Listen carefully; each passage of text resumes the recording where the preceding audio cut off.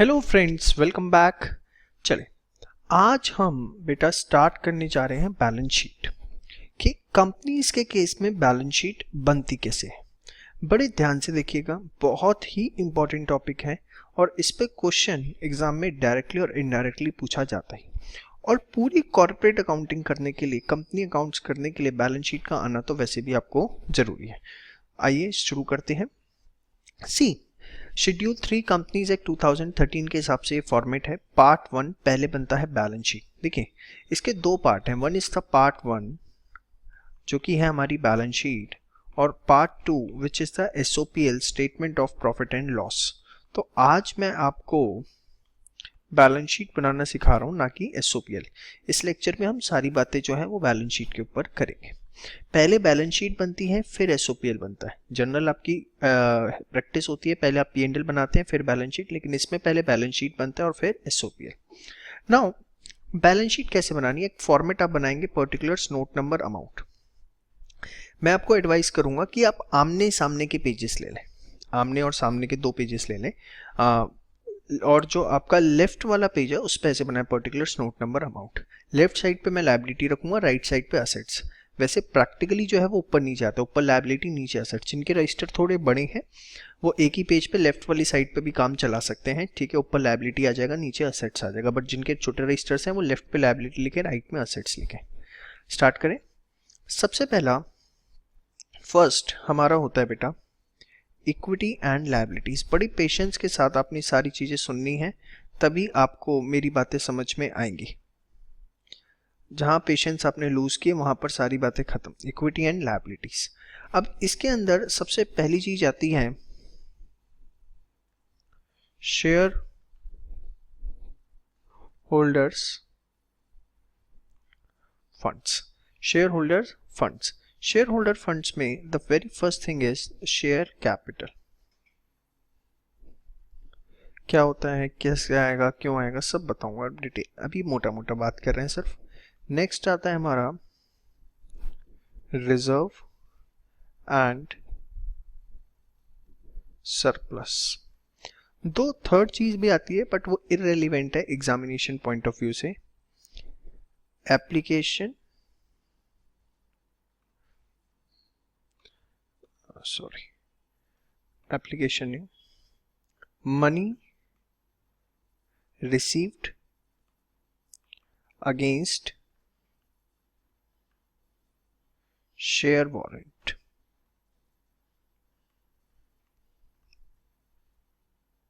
ये इररेलेवेंट है हमारे एग्जाम पॉइंट ऑफ व्यू से। शेयर वारंट्स क्या होते हैं, अब ये जानना अगर चाहेंगे तो मैं आपको बताऊं। जब आप किसी कंपनी के शेयर खरीदते हैं तो होता क्या है, खैर आज तो डीमैट है, सब कुछ आपका ऑनलाइन रहता है। पहले क्या होता था, इधर you can take the certificate. Certificate में क्या होता था, आपका नाम लिखा होता था कि हाँ mister Chandan is holding the so much shares of the company. और alternative we have the option to take warrant. Warrant में क्या होता था, बेसिकली ऑप्शन नहीं होता था, कंपनी वारंट इशू करती थी कि आपका नाम नहीं लिखा होगा। तो उसमें क्या होता था, जिसके पास वो शेयर वारंट है वो उसका मालिक है। लाइक अ नोट, 2000 रुपये का नोट जिसके पास है वो उसका मालिक है। सर्टिफिकेट में नाम लिखा होता था। तो बट इसमें होता क्या था, वारंट में आप इजीली सेल कर सकते हो, आगे किसी को बेचना है, आपने वारंट दिया, पैसे लिए, हो गया। लेकिन सर्टिफिकेट में प्रोसेस लंबा है, नाम कैंसिल करवाओ, फिर एक नया सर्टिफिकेट बनाओ। तो warrant is basically a type of document representing the ownership in the shares of the company, but the name of the holder is not mention. ये होता है आपका share warrant, just for knowledge. इसके बाद इसमें second चीज आती है, वो भी अगेन हमारे लिए इररेलेवेंट है बट जस्ट आपको बता रहा हूं। Share application received pending allotment. ये जो सी और ये जो मैंने सेकंड चीज लिखी, ये लिखने की जरूरत नहीं है, या इनफैक्ट मैं आपको बोलूं तो आप ऐसे कर सकते हैं, सीधे इग्नोर इट। आप अपना फॉर्मेट ही यहां तक रखिए। सेकंड जो है आप सीधे लिखिए नॉन करंट लायबिलिटी। ये हमें एग्जाम पॉइंट ऑफ व्यू से देखना है, देखिए वो ज़्यादा जरूरी है हमारे लिए। Non current liability. Non current liability में चार चीजें हमारे पास आएंगी। सबसे पहले लॉन्ग टर्म बोरोइंग्स, फिर हमारे पास आएगा इसमें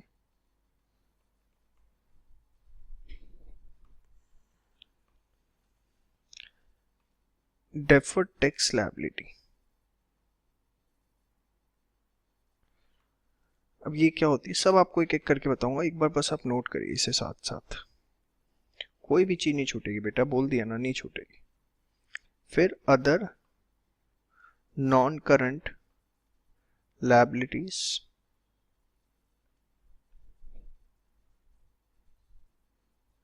उसके बाद लॉन्ग टर्म प्रोविजन। सारी चीजें एक एक करके अभी डिस्कस करते हैं, एक बार बस लायबिलिटी साइड पूरी कर लें, किसमें क्या आता है क्यों आता है, ठीक है, और याद भी कैसे करना है वो भी बताऊंगा। फिर हमारा आता है करंट लायबिलिटी। करंट लायबिलिटी के अंदर चार चीजें, short term borrowings, short term borrowings, trade payable, other current liabilities, और उसके बाद शॉर्ट टर्म प्रोविजंस।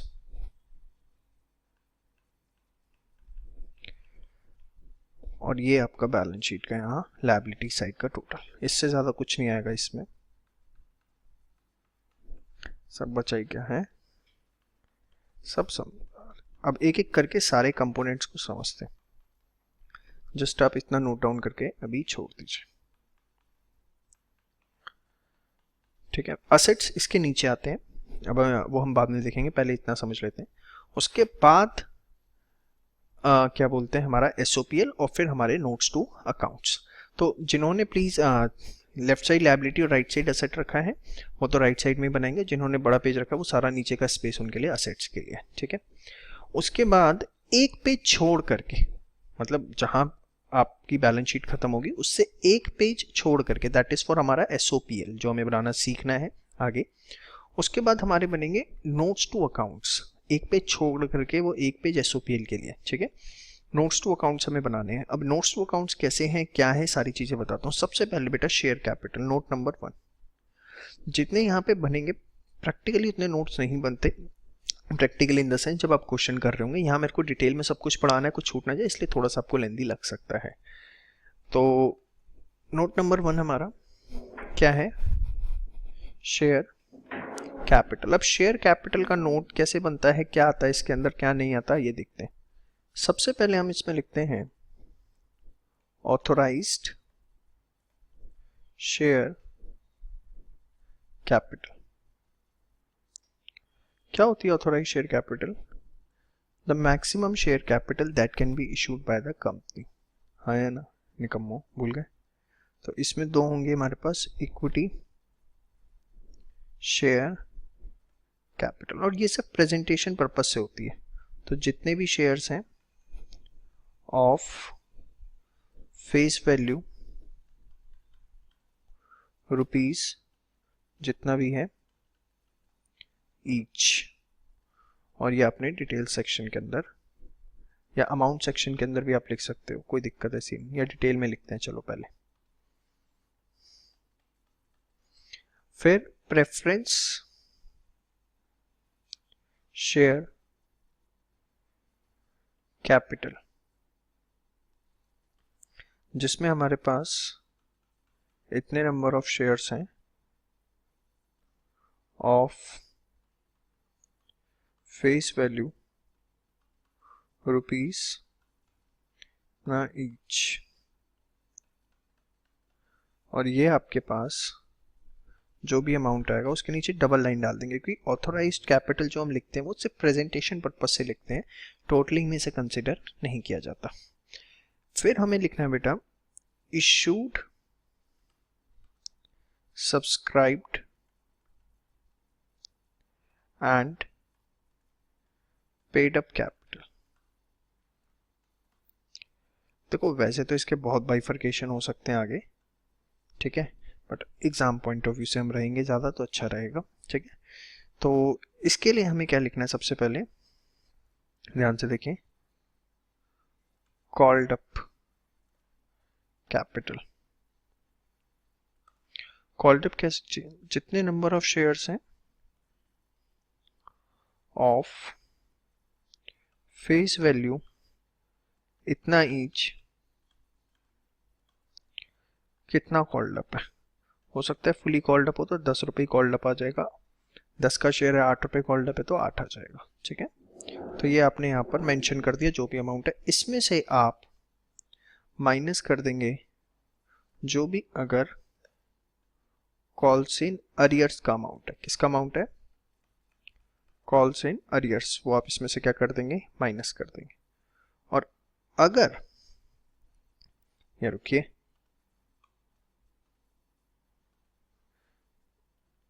ये आ गया आपके पास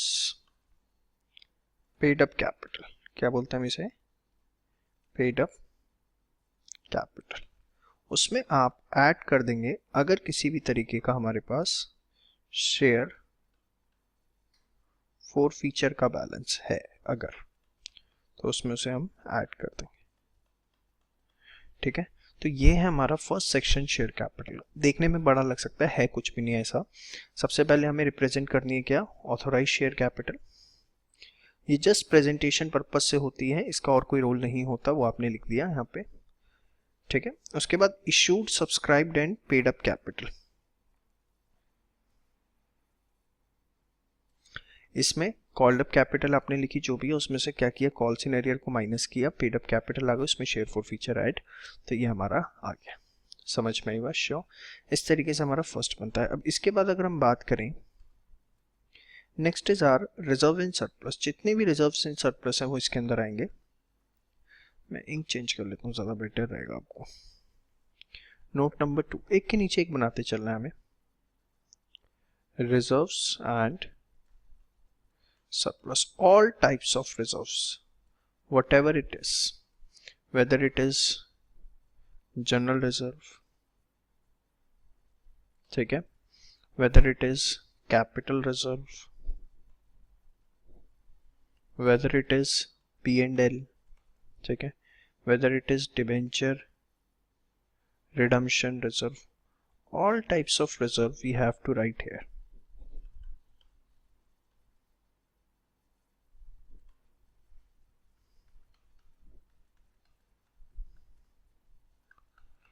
ठीक है, इसमें जो भी आपका अमाउंट आएगा वो आप यहाँ बाहर लिख देंगे, ये आपका टोटल हो गया, ठीक है। ये सिर्फ प्रेजेंटेशन पर्पस के लिए था निकम्मो, ये प्रेजेंटेशन के लिए नहीं है, ये तो आएगा वहाँ लिखना है हमें। ये आपने यहाँ पे लिख दिया रिजर्व एंड सरप्लस का जो भी अमाउंट आया। इसमें एक बात ध्यान रखनी है, if P&L debit balance is there, अगर P&L का डेबिट बैलेंस है then it will be shown in bracket. उसे हम किस में शो करेंगे, ब्रैकेट में। मतलब ये जो है P&L अगर डेबिट में है तो इसे हम ब्रैकेट में लेके उतना ही माइनस में लेंगे। इनफैक्ट ये हो सकता है नेगेटिव बैलेंस पे आ जाए, कोई फर्क नहीं पड़ता। उसके बाद ये हमारे लिए काम का नहीं है, मैंने आपको वैसे ही लिखवा दिया था। Non current long term borrowings, इसमें क्या आएगा ध्यान से देखिए, long term borrowings. Long term borrowings में बेटा जितने भी ऐसे लोन हैं जो नॉन करंट लायबिलिटी में, ब्रॉडली अभी आप ये समझो जो 1 साल बाद पेमेंट करनी है वो सारी नॉन करंट है। तो जैसे बैंक लोन जो 1 साल बाद पे करने हैं, ठीक है, या कंपनी के जो भी डिबेंचर्स हैं, क्या है, डिबेंचर्स हैं, वो भी सारे क्या है, कंपनी के लॉन्ग टर्म बोरोइंग। या कोई भी ऐसा लोन जो 1 साल बाद पे करना है वो सारा लॉन्ग टर्म बोरोइंग्स में हमारा आएगा, ठीक है बेटा। नेक्स्ट है deferred tax liability, it's not a part of our syllabus, तो हमें इसको लेके कंफ्यूजन कोई क्रिएट नहीं करना। हाँ, फॉर्मेट में जरूर पूछा जा सकता है, इसलिए मैंने यहाँ लिख दिया, but it is as such not a part of our syllabus, तो हमें इसे कंसिडर करने की जरूरत नहीं है। समझ में आ रहा है आपको? पक्का? श्योर? वैसे होता क्या है सर, थोड़ा सा बता देते, वो कहो तो बता देता हूँ, बता दो चलो। होता क्या है, डेफर्ड टैक्स लायबिलिटी,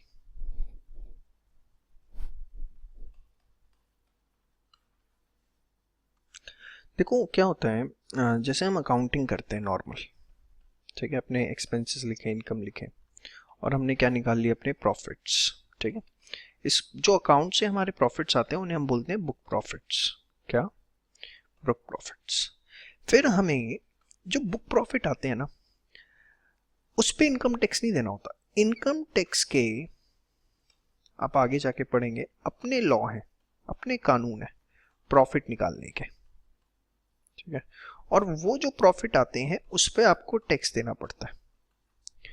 और इन दोनों प्रोविजंस में कई बार डिफरेंस आ जाता है। जैसे सपोज आपने कोई खर्चा करा, एक्सपेंस करा 1 लाख रुपए का, ठीक है, तो आप उसे क्या करेंगे, P&L में डेबिट कर देंगे कि हाँ 1 लाख रुपए हमने डेबिट कर दी। बट इनकम टैक्स हो सकता है कहीं नहीं, आपने इसे एक्सपेंस किया 1 लाख का, डेबिट कर दिया, आप इसे 1 साल में डेबिट नहीं करेंगे, आप इसे 2 सालों में डेबिट करेंगे, 50 हजार रुपये। होता है इनकम टैक्स में से बहुत प्रोविजंस हैं, आप जब इनकम टैक्स पढ़ना शुरू करेंगे तब दिखेगा कि नॉर्मल अकाउंटिंग तो अभी आप कर रहे हैं कि normal expense, debit, income, credit, book profit आ गए, लेकिन इनकम टैक्स में there is a separate law to compute the profits, और हमें वो जो प्रॉफिट आते हैं उन पे टैक्स देना पड़ता है। इसीलिए कभी भी आप देखोगे तो we create provision for tax, इसीलिए हम अपना, जबकि हमें टैक्स रेट पता है तो हम सीधे सीधे टैक्स लायबिलिटी निकालते हैं, बट नहीं निकाल पाते क्योंकि हमें इनकम टैक्स लॉ के हिसाब से प्रॉफिट निकाल पे उस पर टैक्स लायबिलिटी निकालनी पड़ती है। अब सपोज इनकम टैक्स वालों ने कहा नहीं जी, हम तो ये 50 हजार रुपये करके 2 बार देंगे, समझ में?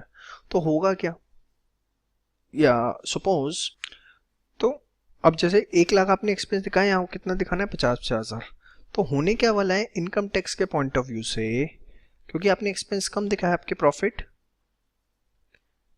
ज्यादा आएंगे, टैक्स आपका कंपैरेटिवली ज्यादा बनेगा। हाँ या ना? पक्का?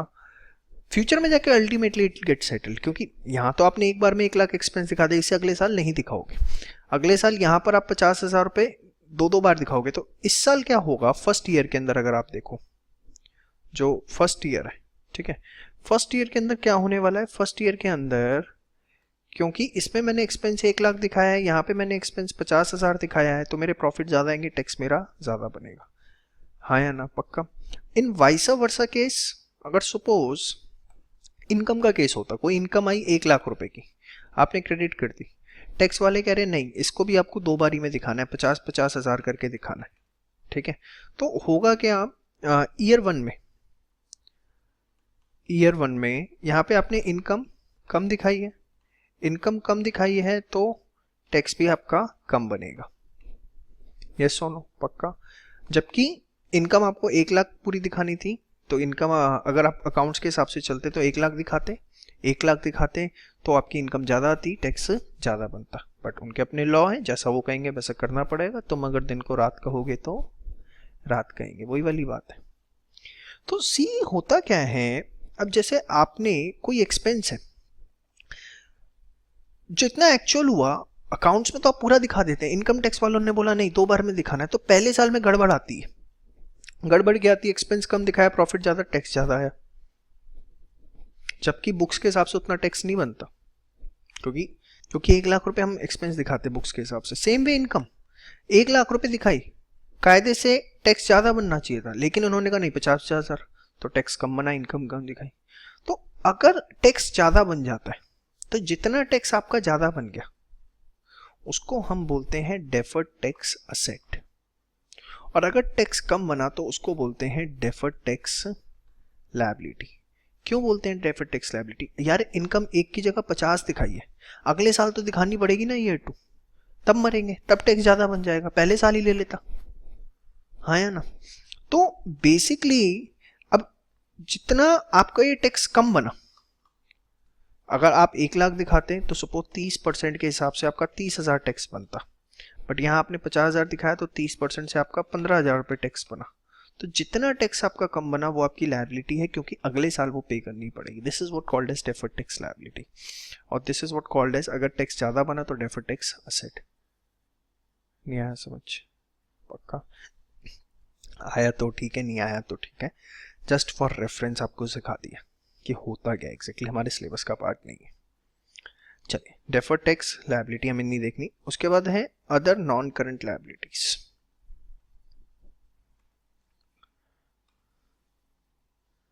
Other non current liability.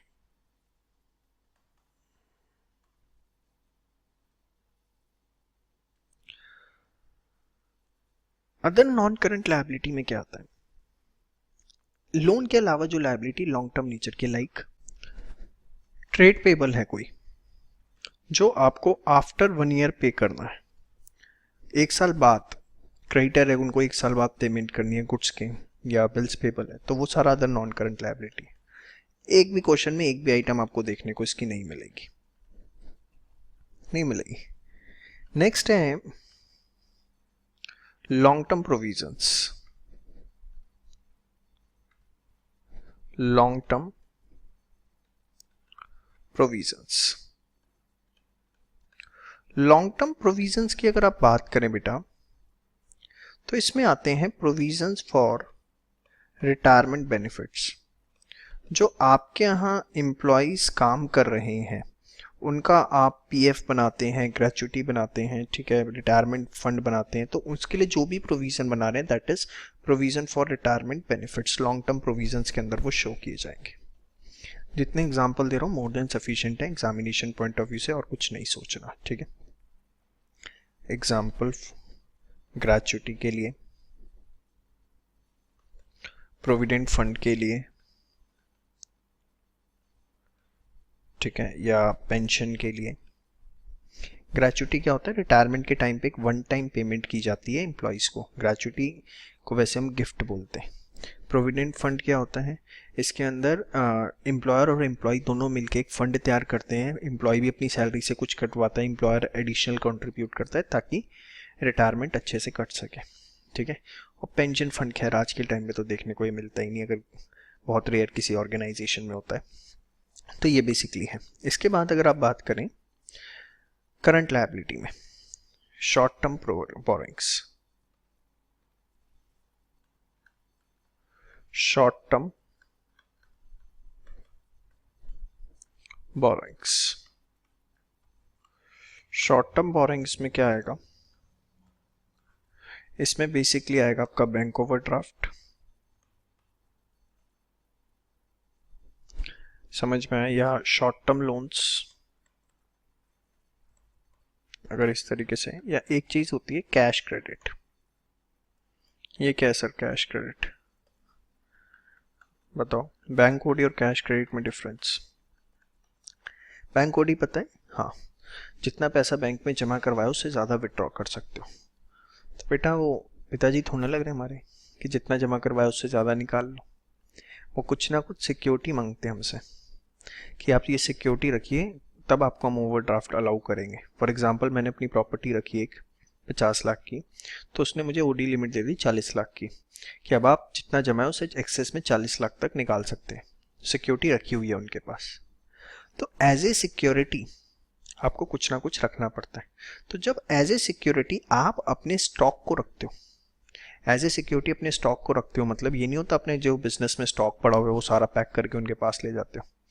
होता है क्या, पेपर वर्क पे साइन करते हो कि पेपर वर्क होता है कि इन केस आप रीपेमेंट नहीं कर पाए तो आपका स्टॉक सारा बिजनेस में जितना भी है वो सीज कर लिया जाएगा और उसको नीलामी करके बैंक अपना पैसा रिकवर करेगा।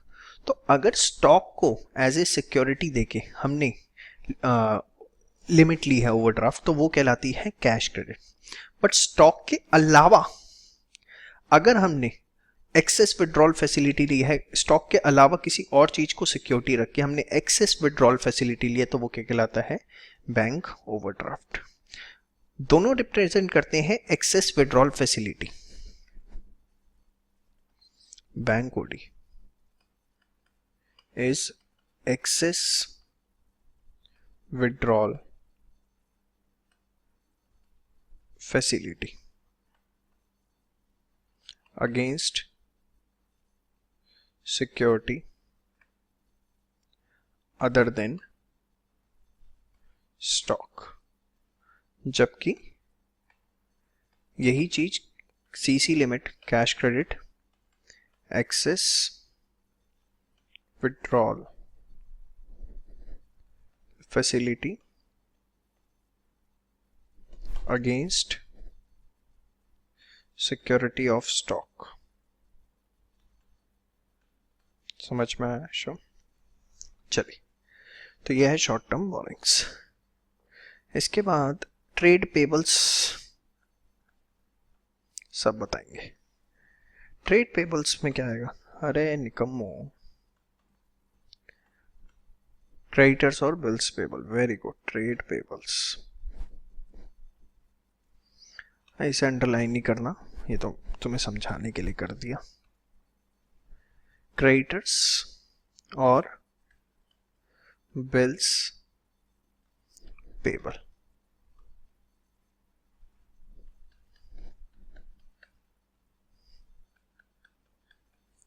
ठीक है। इसके बाद we have other current liability. Other current liability, इसके अंदर क्या आएगा सर? इसके अंदर आपके सारे आउटस्टैंडिंग एक्सपेंसेस,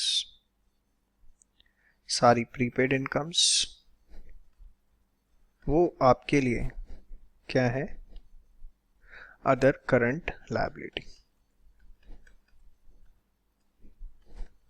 इसके अलावा जो भी हो सकता है, वैसे तो यही आपको देखने को मिलेगा। Last is short term provisions. ये इंपॉर्टेंट है, इसके जो कंपोनेंट्स हैं वो आपसे एग्जाम में पूछे जाते हैं। इसमें अरे टी रह गया भाई। इसमें आपसे एक तो प्रपोज डिविडेंड, उसके अलावा प्रोविजन फॉर टैक्स,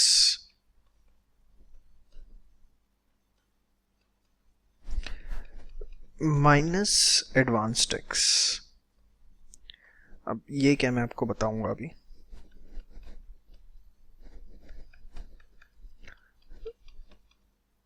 ये यहां पर आपका आएगा। अदर करंट लायबिलिटी में आउटस्टैंडिंग प्रीपेड के अलावा आपका कॉल्स इन एडवांस भी आ सकता है, वो भी लिख लीजिएगा। Calls in advance can be there, ठीक है। या dividend declared but not paid, खैर वो तो होता नहीं है। Calls in advance, outstanding expenses, prepaid incomes, ये सब यहाँ पर हमारा आ सकता है शॉर्ट टर्म प्रोविजंस में ही दोनों। अब ये क्या है? Provision for tax minus advance tax. ध्यान से देखिए। Suppose we have provision for tax of 1 lakh and advance tax is there of 80,000, तो obviously we will write 1 lakh minus 80/20। इसमें कौन सी नई बात थी? हाँ है ना। यहाँ पे आप लिखोगे 1 लाख, यहाँ 80,000, यहाँ 20। But suppose you have provision for tax of 1 lakh and you have advance tax of 1.5 lakh. So here you have to write provision for tax 1 lakh minus advance tax. Out of 1.5 you will write only 1 lakh, तो ये बचेगा कितना? nil। पूरा 1.5 लाख नहीं लिखना।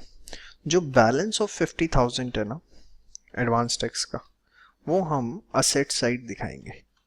ये मैं आपको असेट साइड में बताऊंगा। असेट साइड में हम करंट असेट में दिखाएंगे। मतलब एडवांस टैक्स सिर्फ उतना ही आएगा मैक्सिमम जितना प्रोविजन फॉर टैक्स है, उसके अलावा बच गया तो वो किस साइड जाएगा?